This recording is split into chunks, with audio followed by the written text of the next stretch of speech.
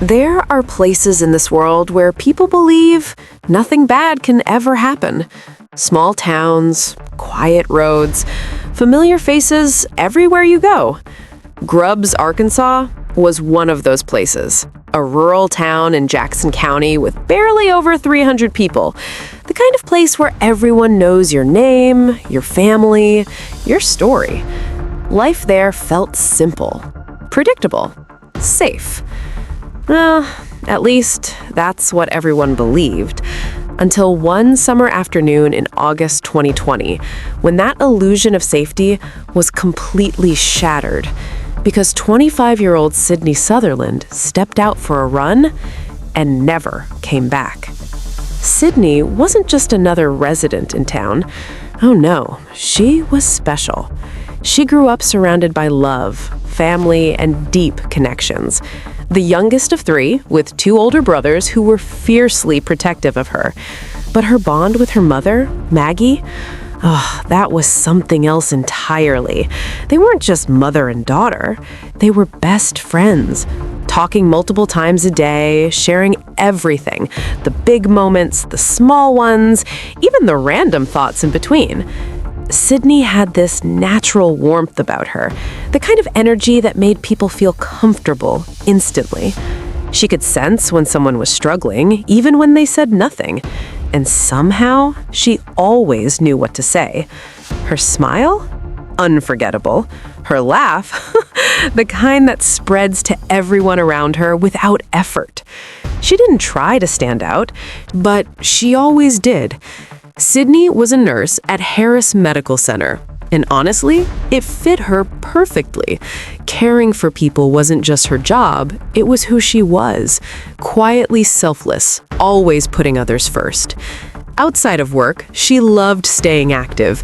Fitness wasn't just a hobby, it was part of her identity. She worked out almost every day. Running, especially, gave her peace, clarity, a way to reset her mind. And then there were her nieces. Aw, they called her Aunt Sassy, a nickname that captured her playful, loving spirit perfectly. In early August 2020, Sydney and her family took a trip to Destin, Florida. A break from routine, a chance to relax, laugh, just enjoy being together. Everything felt normal, happy. They returned home on August 18th, and by the very next day, Sydney was already back to her routine. That says a lot about her discipline. She had gone to the gym, worked out for about an hour, and later that afternoon, stopped by her mom's house. Just a quick visit, nothing unusual. She mentioned she'd go home, maybe bake something. Brownies or cookies. Just simple, everyday plans. Her mom, gently, told her not to overdo it, especially after already working out. But Sydney just smiled. Running helped her think. It helped her breathe. As she walked out the door, she turned back. "I love you." Such simple words. Her mom replied, "I love you too." If only they knew. That would be the last time. After getting home, Sydney grabbed her Apple Watch and headed out for her run. She chose a familiar route near County Road 41 and State Highway 18, a quiet stretch between Newport and Grubbs. Open land, scattered homes, long empty roads where you could go minutes without seeing a single car. Sometime between 2:30 and 3 p.m., a UPS driver saw her jogging. He remembered it clearly because it was unusual to see someone out there. No cars, no people, just Sydney running alone under the Arkansas sun. Another local farmer saw her too. Everything seemed normal. She wasn't distressed, she wasn't being followed, nothing seemed wrong. And then she vanished, just like that. No warning, no trace. As time passed, her boyfriend, Alex, started to worry. Calls went unanswered, texts unread, Snapchat completely silent. That wasn't Sydney, not even close. He contacted her mom. She hadn't heard from her either. Now the concern turned into fear, then panic. By evening, something felt very wrong. Her phone went straight to voicemail, No updates, no explanations, just silence. Police were called, and almost immediately a search began. Officers, volunteers, family members, everyone spread out across roads and fields, flashlights cutting through the darkness, cars moving slowly, scanning every inch. That quiet little town? It wasn't quiet anymore. Sirens filled the air, voices called her name, and fear settled in. By the next morning, the search had grown massively. State police, helicopters, hundreds of volunteers, all focused on one thing: finding Sydney. Then came a critical discovery: her phone, lying on the ground, undamaged, less than a quarter mile from her home. That moment changed everything, because phones don't just end up there for no reason. And yet, there were no signs of a struggle. No blood, no clear answers, just more questions. Sydney was petite, about 5'3", just over 100 pounds. The reality started to hit. If someone had approached her out there, she wouldn't have stood a chance. Then came the moment no mother should ever experience. Maggie, searching desperately along the roadside, found something. A small white bead from Sydney's bracelet. Imagine that realization. That quiet, crushing truth settling in her chest. Her daughter didn't just disappear.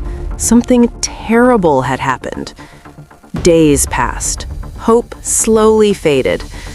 And then, the worst was confirmed. Sydney's body was found, buried in a shallow grave in the very area that had already been searched. The kind of discovery that breaks something inside you forever. The case instantly became a homicide investigation, and the details, they were devastating. But what came next? It shocked everyone. The suspect wasn't a stranger. He wasn't some outsider passing through. No, it was someone right there, someone local, someone familiar. Quake Llewellyn, a farmer, a family man, someone people trusted. He even joined the search, helped look for Sydney, spoke to her family, comforted them. He even hugged her mother. Just think about that for a second. The same person responsible, standing there, pretending to care. At one point, Maggie even asked him directly if he had seen anything. He calmly said everything looked normal. But something felt off. She couldn't explain it, just a feeling she couldn't shake. Soon, investigators uncovered the truth. Evidence from his truck, data from his phone, surveillance footage, it all pointed to him. And eventually, he confessed. But the story he told, it didn't match the evidence. He claimed it was an accident. But investigators knew better. This wasn't accidental. This was deliberate, intentional. And the details that followed, they were horrifying. He was charged with capital murder, kidnapping, and other serious crimes. Initially pleaded not guilty, but later he changed his plea. In court, Sydney's mother spoke directly to him. Can you even imagine that strength? She asked him to look at her, to face what he had done. She told him Sydney was not his to take. She asked the questions no parent should ever have to ask. And in the end, she said something that stayed with everyone. True justice would be having her daughter back. He was sentenced to life in prison, no parole. But let's be real for a second. That's not justice. Not really. Because Sydney is still gone. Today, her legacy lives on. Community runs in her honor. People wearing pink, her favorite color. Scholarships in her name. Her story didn't end that day because people refused to let it. And maybe that's the only way we fight back against stories like this. By remembering, by speaking their names, by never letting them be forgotten. Because Sydney went out for a run on a road she had known her entire life, in a place that felt safe. And in one moment, everything changed. Let that sink in. If this story touched you, if it made you feel something, even just a little, go ahead and like this video, subscribe to True Crime Mysteries, and share this story, because awareness matters more than we realize. Because here, we don't just tell stories. We keep them alive.